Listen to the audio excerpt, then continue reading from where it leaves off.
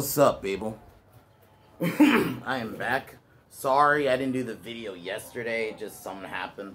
But today, we are reviewing Prometheus, so we're continuing on with the Alien franchise. So, I will be doing AVP probably when I'm almost done with the Alien franchise. I got this, and then I got Covenant, which I rewatched last night. Man, it does not hold up. And I know I'm going into a review that won't be till next week, but just a little hint. Like, I liked it when I first watched it, but, I mean, the Xeno parts are cool, and the stuff with Michael Fassbender is good, but I think everything else is shit. So I will get into that. But because I was rewatching this one, too, I think this movie still holds up. I love it. I'm not saying it's perfect. That scene where the guy was running into the thing falling was stupid. I'm sorry. I can't even overlook that, but you take that part out of the movie still holds up. I think it's a decent prequel, but I can understand some people are like, you know, I don't look at this as like a prequel, but you could still look at it as a decent sci-fi movie. I think that's what it is. It's a good sci-fi movie. Even if you don't maybe like it as an Alien, as part of the Alien franchise, I think it's good enough to still be just like a standalone sci-fi series. If you just cut out that ending with the xenomorph, little hint, you can watch this movie as just an isolated alien, isolated sci-fi movie. So, but once I'm done with Alien and Predator, I will be doing the AVP movies. So, I'm reviewing them as their own thing. So, this movie came out in 2012, and I remember not knowing a lot about it. I remember really liking the trailers. I saw this with a friend, and my God, we both loved it. Because my friend actually read the comics this was based on. And man, it was really good.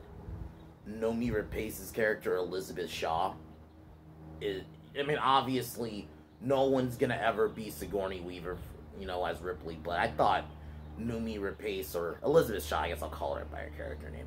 Elizabeth Shaw is a great character. I think that's one of the big reasons Covenant is such a letdown ultimately, because they just kill her character off fucking screen, and I'll get more into that, because she's such a good character. Like I said, she's not Ripley, but she's, good on her own merit. So the film opens up, you have this like past opening, and you see the humanoid alien. This is such a great shot. This is the shot of it. And then a dark liquid takes over, and you see like it take over. So now we're in 2089. We're on this ship. We're introduced to Elizabeth Vickers, I think is her name. It's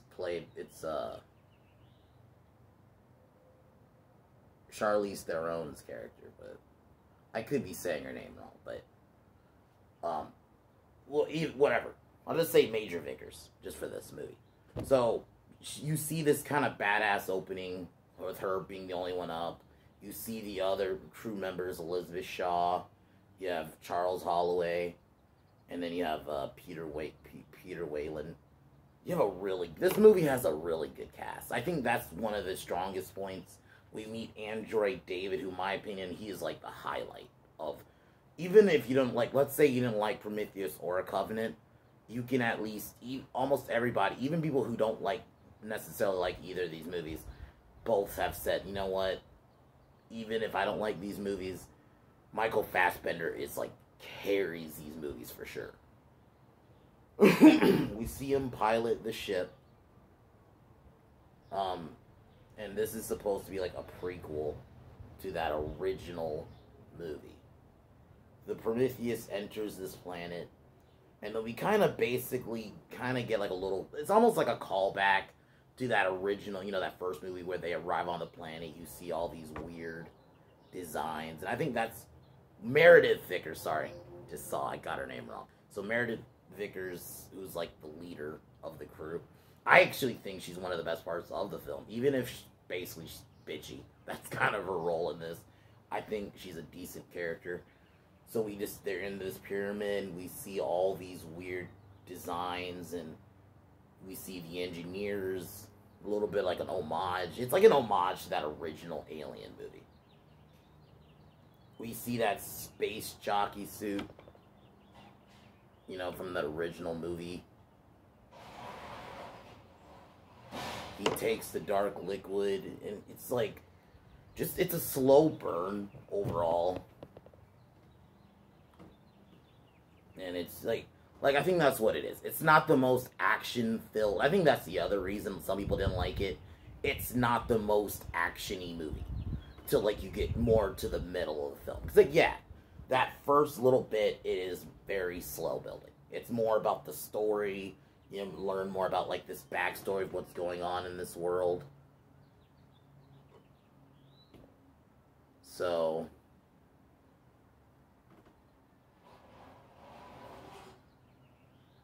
and we see the creature, which turns from this dark liquid, and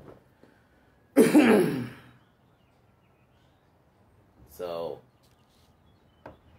throughout the film, you just see, like, this slow build. Yeah, you don't see xenomorphs, and Holloway, you start really seeing that this thing is basically taking him over. So Vickers has no choice but to kill Holloway, so she uses a flamethrower and burns him alive. It's pretty sad, honestly. This one is a pretty sad scene. And seeing Shaw's face, who Noomi Rapace isn't something fell, sorry about that. She's a phenomenal actor. Phone fell, of course. Fuck it, we'll do it live. So, Noomi Rapace is such a good actress. Like, you know, if you haven't, I've only seen that Girl with the Dragon Tattoo movie, not the newer ones. But I remember really liking her in that. She's a great cast. She's a great character. So, we find out that Shaw is pregnant. David, you know,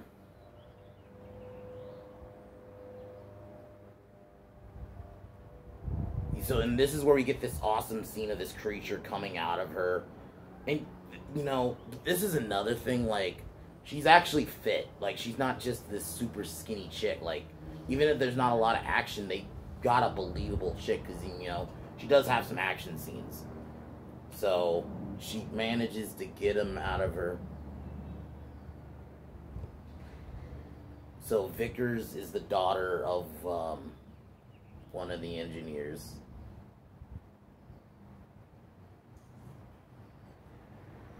So, one of the characters who dies earlier is mutated into a creature and basically starts killing crew members and then ends up getting killed. And then this is where we kind of get this little homage to the 89 original Alien, because we see that same spaceship we see from that movie. So this is where we see the engineer starts attacking people. Really good sequence. Like, yeah, like I said, this movie is more about the story. It's not the most action of the franchise, I will agree. It's very much, even like the original Alien aspects have more action. Sorry to hear that. So David tries to reason with the engineer, but the engineer didn't hear him. He rips his head off and kills Wayland and Ford. Shaw escapes. They manage to flee an escape pod, and this is where, you know, you have the shot. I think basically Shaw and David get on this planet and they leave, and then the final shot, and we see that alien creature that resembles a xenomorph that bursts out of the engineer's chest. I think this is a great movie. Like I said, this movie is more about the story. It's not the most action, so I can understand some people say it's a bit boring. I get some people don't like it as a part of the Alien franchise, but I think you can even just watch it.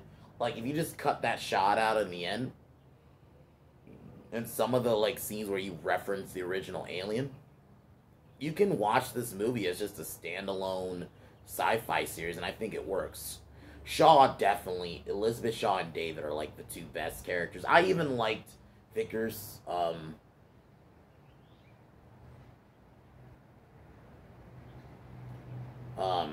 Vickers did go out pretty brutally. She got basically just crushed by an escape pod.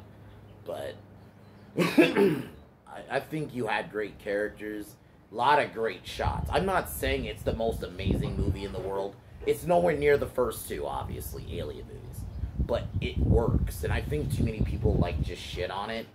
I don't know if it's maybe they don't like it as a prequel to Alien, but like I said, you can just watch this as a standalone sci-fi series.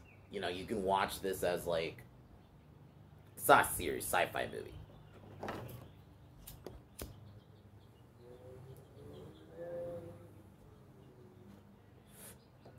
The engineer part was really good. Probably my favorite scene in the whole movie is where Shaw's trying to get that creature out of her. I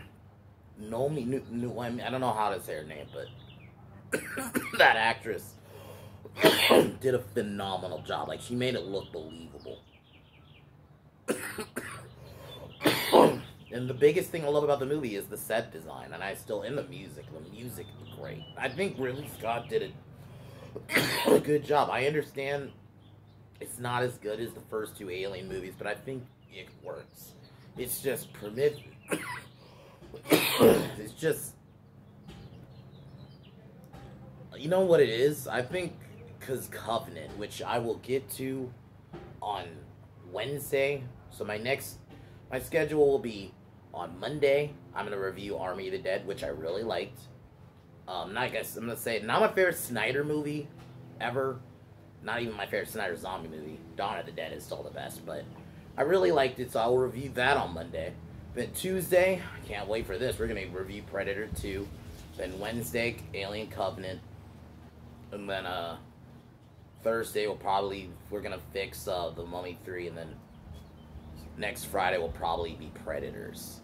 So that'll be the review. That's my schedule this week. But Prometheus, I would give an 8 out of 10. I don't think it's completely perfect. The scene where that one dude runs under the thing right at that was stupid. That's like, okay, come on. Because how good it is, it's like, that scene does kind of stand out. But I think overall it's still a great movie. I still think it gets a little bit of shit because it's not maybe just people didn't like it as a prequel to Alien. And I think that's what it is, because it's connected to Alien, so some people just really didn't like it. But I think Prometheus is a great sci-fi film. It's just Covenant kind of really drops the ball, which I will get to that on Wednesday. But yeah, out of 10, I'd give this film an 8. I advise watch it, even if you don't like it. Just don't watch it as part of the Alien franchise. Just watch it as like a standalone sci-fi story. If you take it out of that, I think it even works as just a standalone sci-fi story. So I'm gonna take a hit. And peace out, and I'll be back on Monday for my review of Army of the Dead.